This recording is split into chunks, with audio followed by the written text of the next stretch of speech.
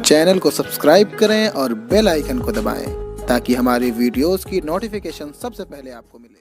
ستاروں میں ایک تارا حضرت عمر ہمارا، اللہ نبی کا پیارا حضرت عمر ہمارا۔ حضرت سعد بن ابی وقاص رضی اللہ تعالیٰ عنہ فرماتے ہیں کہ ایک دفعہ سیدنا عمر رضی اللہ تعالیٰ عنہ نے نبی کریم صلی اللہ علیہ وسلم سے اندر آنے کی اجازت طلب کی۔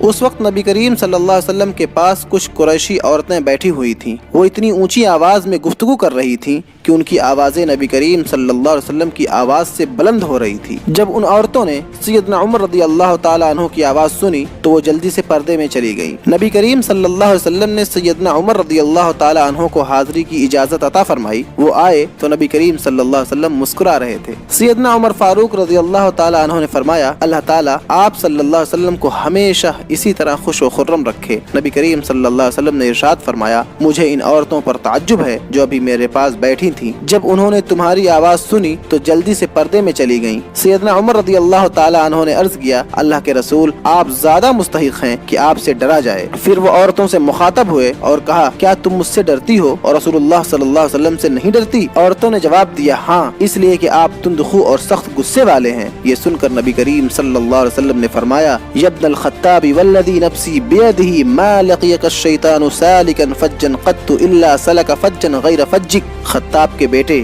اس ذات کی قسم جس کے ہاتھ میں میری جان ہے، شیطان اس راستے پر ہرگز نہیں چلتا جس راستے پر تم چلتے ہو، یعنی تمہیں دیکھ کر شیطان اپنا راستہ بدل لیتا ہے۔ ہر دیس ہر شہر میں گونجے گا، ہر نگر میں اہل یقین کا نعرہ حضرت عمر ہمارا۔